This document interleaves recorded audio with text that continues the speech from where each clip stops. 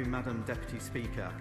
Now, for millions of people up and down the country, sport is so much more than a pastime.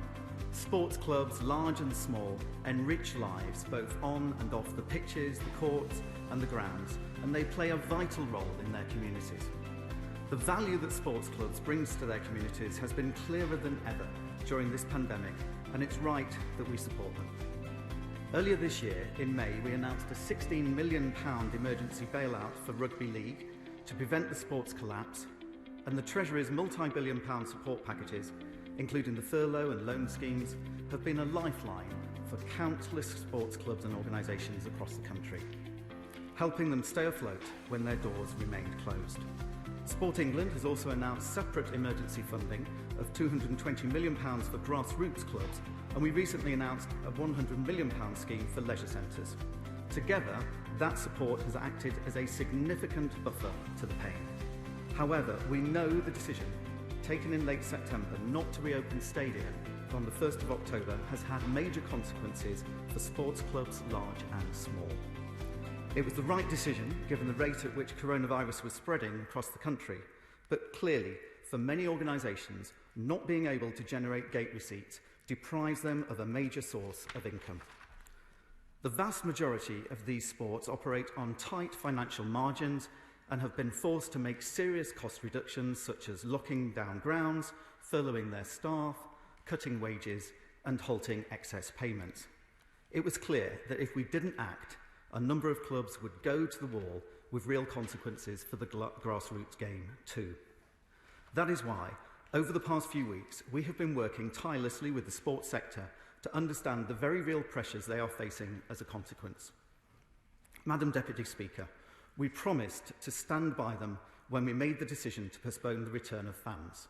So today, I am pleased to announce a £300 million sports winter survival package to see major spectator sports through this very difficult period.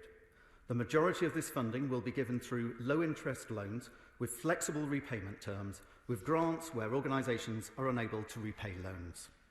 This package will focus on those sports severely impacted by the restrictions announced in September and is the largest announced by any government for its domestic sports sector in the world.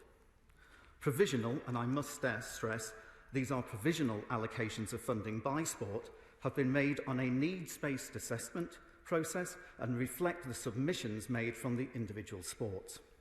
Recipients will still need to apply, and the funding process will be overseen by an independent decision-making board and supported by Sport England. I can confirm, Madam Deputy Speaker, that it will include a top-up for Rugby League of up to £12 million, as well as cash injections of up to £28 million for the National League Football and Women's Football, up to £135 million for Rugby Union, and up to £40 million for horse racing, as well as up to £6 million for motorsport, up to £4 million for netball, up to £4 million for basketball, up to £4 million for ice hockey, up to £1 million for greyhound racing, up to £5 million for tennis, and up to £1.6 million for badminton. And today's provisional allocations aren't the end of the story. The door is open for any sport to apply where there's a need, and this includes cricket and others who aren't in the initial list of allocations. Full details of the application process will be announced by Sport England shortly, with the first tranche of support expected to be distributed to clubs and bodies before the end of the year. And in the meantime, if any individual club is facing imminent collapse, we will work with them through their national governing body. And based on the information sports have given us, this package will help them survive until the spring. Of course, we would all prefer to see fans back in stadia. Spectator sports need spectators, and with the real progress we are making on vaccines and testing, this goal is now firmly within our sights.